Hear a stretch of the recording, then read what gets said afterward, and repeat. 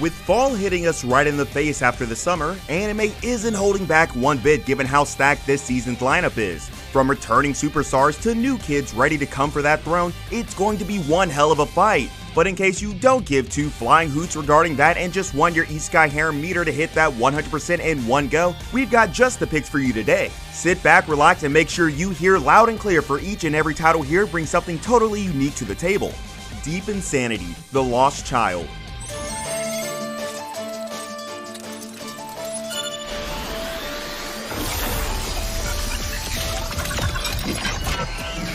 How do I even start with this one? This is one hell of a beautiful mess. With Square Enix in the mix, the show's already something you're head over heels for given how Square hasn't disappointed us even once. But hold your horses now, for jumping the gun with this one won't be the wisest guess you'll make this entire year. With sci-fi in the blend and a new syndrome ready to make the doctors dance with their eyes, Deep Insanity, The Lost Child makes sure it stands apart when compared to the plethora of titles we have this season. With the whole adventure side of the show reminding us the likes of Made in Abyss and Hunter x Hunter's arc that never got animated, the asylum sure sounds a place where not even the likes of Batman would have the fistfights, and even if it's for the good of the people. But you know how anime protagonists work, and with the mysterious aura ready to eat it all in one bite, let's see what the show has in store for us, cause the score is really hitting low for whatever reason. That's for me to tell and you to figure out, since the title has a lot left to offer. The Fruit of Evolution. Before I knew it, my life had it made. こいつは水属性の魔法の効果を高め、消費魔力を少なくしてくれるんだ。くらえ！フォールディザスター! You already know an Isekai title's worth all the letters when it's got a title like that. Getting bullied all day, every day is a meal every other anime character has for breakfast, lunch, and dinner. But you know what else is common? Them becoming the face of the universe, having the last laugh at the very ones who kicked them down at the beginning of the show. Karma, bitch. I'm pretty sure Seiichi would agree with me on this one, since his whole existence did a total flip-flop on him thanks to a certain fruit that we sadly don't have here in the real world. Despite being the dog of the school who'll eat anything you throw at him, the Isekai title came in quite handy for the boy, since what seemed to be a punishment and curse only proved to be a blessing in disguise for the battered boy right here. Even transported into a place where he was the only one he could recognize and come to terms with. Living itself wouldn't become hard one bit, since having that twist, that glitch in the system, who's going to even stop him from becoming the face of a transformed protagonist? Witness the birth of a legend in broad daylight, since the anime makes sure it executes that setting in a perfect manner. Megaton-kyuu Musashi.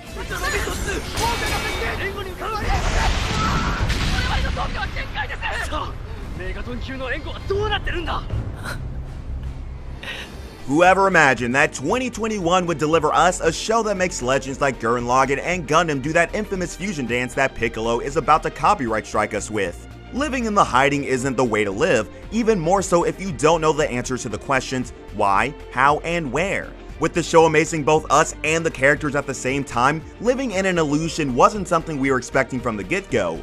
With Earth nothing like the one we live in, and the anime going full force with the alien setting that's prehistoric at this point in time, calling the enemy Dractors might let you put up the facade of pulling off something until the viewers hammer you down with those numbers that everyone's seeing here. But the peaceful, restful days for the aliens might be coming to an end, since with the setting based in an anime, fighting the ET beings to the ends of the galaxies would be the only choice there is. And this is where the good people, the pilots, kick in, and with them featuring some faces that wouldn't leave our heads the rest of the year, we might be seeing some action, boys. Let's brace ourselves. World's End Harem. 変なのはこの世界の方だ。お気づきのようですね。男の人たちはどこへ行ってしまった。 Nothing was as disappointing as the news of this show getting delayed to next year. Just when we got the perfect show we could ask for, that's how they treat us. With every other weeb's dream being reincarnated with the best babes the human mind can think of, World's End Harem knows how the genre blends work, bringing out the best every other element has to offer. Reito had a sound sleep, but the reality that he woke up to wasn't something that hit him even as a nightmare during that slumber he just had. Girls. If there's ever an anime character who's a keeper, then it's this guy right here. Just look at how much he values loyalty and truthfulness with his eyes and his heart, belonging to but one girl in the entire world. the beauty Tachibana herself. But with so many girls thirsty to the very core, just wanting to find a male, an endangered species who only exists on the internet at this point in time, things are for sure about to get ugly, cause when desperation takes over and hentai's the playground that the characters are utilizing to the fullest, we might be taking the culture meter to the very max. It's just sad that we aren't getting more of this, since the show is pure meme material in addition to featuring the utopia that every other nerd dreams of all day and all night. Make do with the 2 episodes that are out right now. Banished from the hero's party, I decide to live a quiet life in the countryside.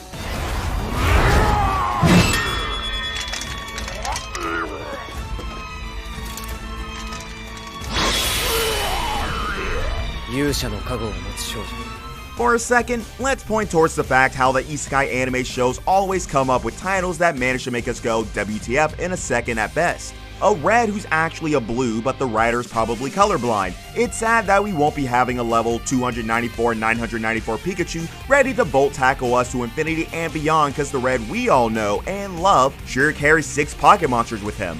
Living a life in the countryside where nothing but peace envelops it all and shows you the life that only the fables, only the sweetest of dreams can speak of, makes each and every one of us want to pack our bags and live in the country for the rest of our lives. Things are looking even sweeter for the guy when the show gives him an assistant that's a total cutie, Rit making a new addition into the waifu list we created 20 years ago. Sure, all's looking a bit too good for Red here, but we can't have it all going happily ever after now, can we?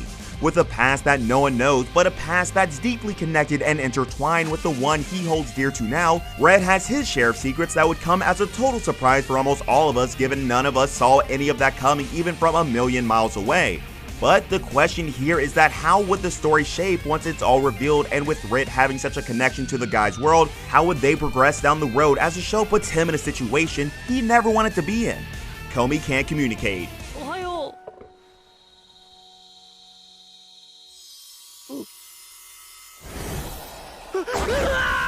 As if starting off the year with Horimiya wasn't enough to get the high school setting take us all in from the get-go. Another one of the titles that should have gotten animated a long time ago, Komi Can't Communicate isn't your average school anime. I mean, sure, the comedy and the whole character side of it are 2 of its best selling points, but what really made the show, rather the title become a favorite in a heartbeat for me, was how it introduced such a new aspect of growing up in such a natural way that it didn't feel out of the ordinary at all. Sometimes the one who looks the best has a whole lot to him or her than what meets the eye. We all know how the whole iceberg thing works when it comes to stuff like this, right?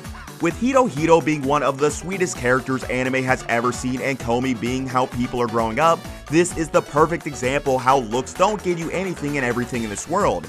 Let's see how this wholesome and heartwarming journey unfolds as the school makes sure all the encounters and characters leave a lasting impression on that cutie pie we have as a protagonist. Mushoku Tensei.